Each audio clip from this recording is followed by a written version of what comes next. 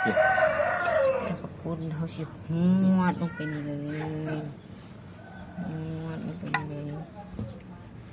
จานบักใหญ่เลยได้พี่น้องเลยนี่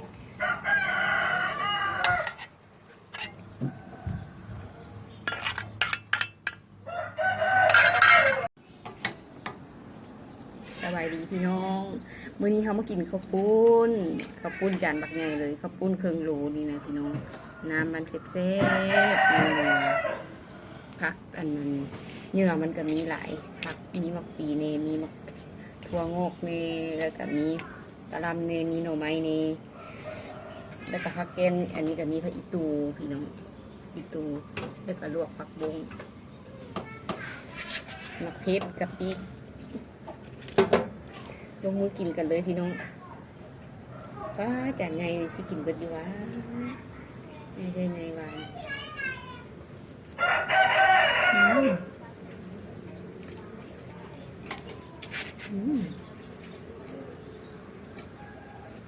เรียบร้อยพี่น้อง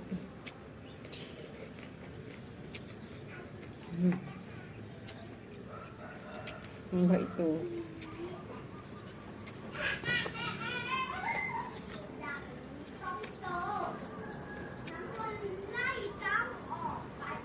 ทำยังไงเลยทีนี้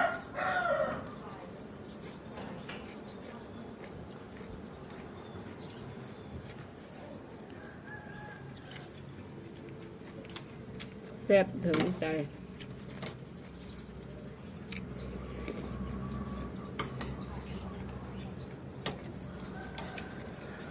คันกินเบิดจานไงนี้ถือว่าเก่ง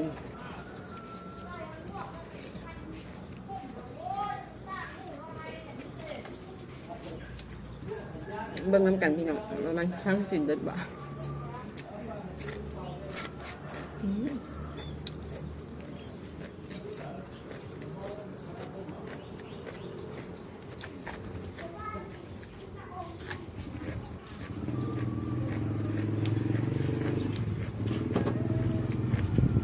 เย็นสบายต้มผัก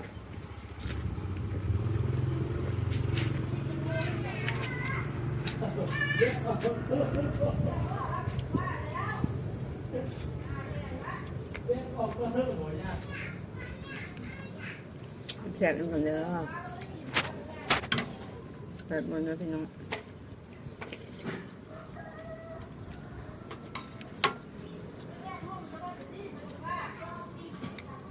โอเค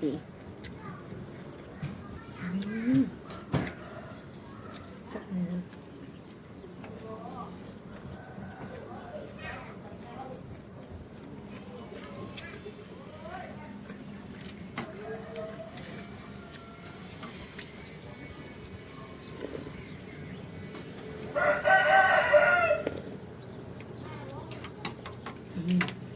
เบิดออกเจียงเลย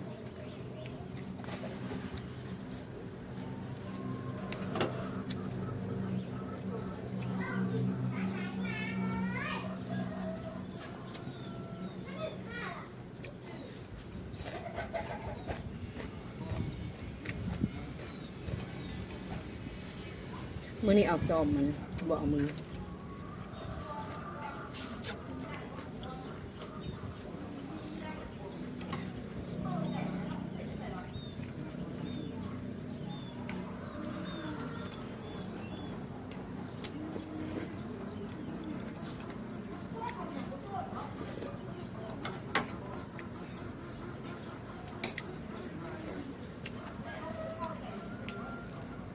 แซ่บๆเลยพี่น้องเด้อ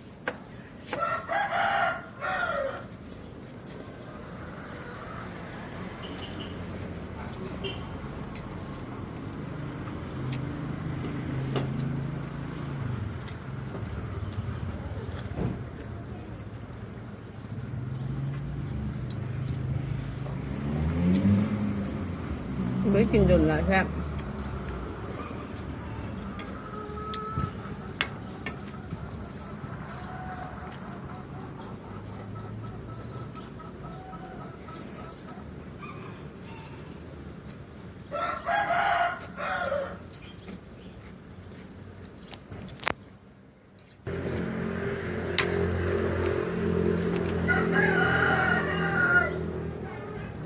เผ็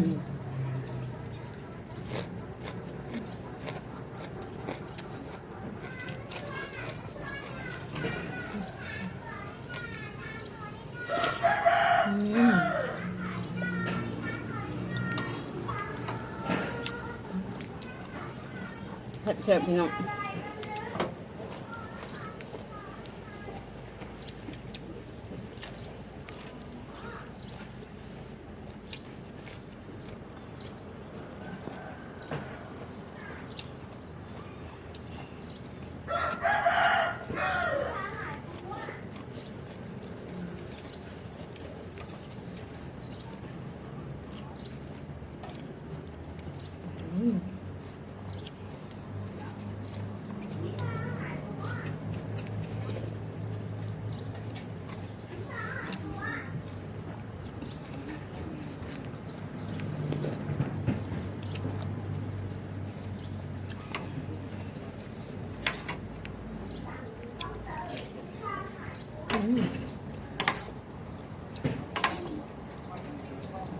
เลือดกระแทก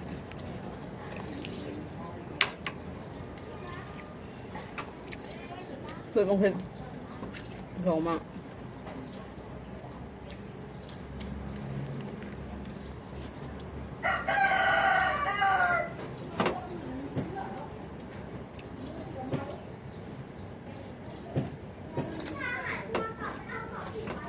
หอมพี่น้อง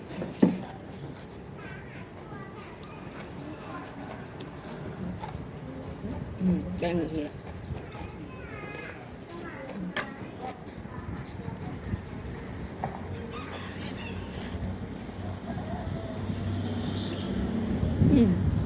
มีลมมาอย่างที่กับยังไงเนาะยังเป็นแบบบักฮ้อนค่ะ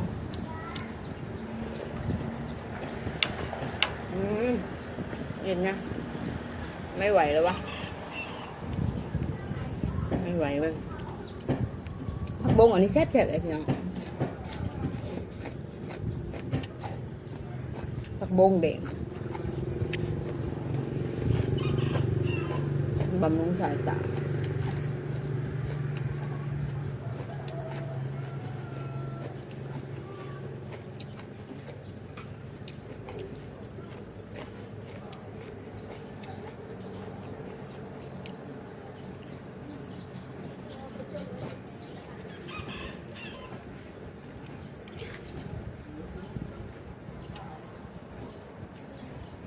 ย่านบุบดอกพี่น้องเลยจานนี้หนึ่งบุบดแท้บ่ไหวแล้วนี่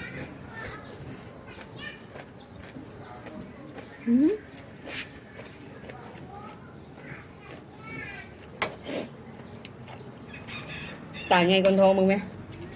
สวดจานเนาะ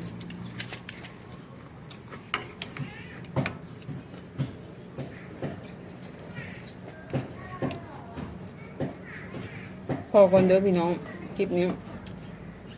ขอฝากไว้เท่านี้ฝากกดไลค์กดแชร์กดติดตามให้ได้พี่น้องเด้อพอก่อนเท่านี้แหละสบายดี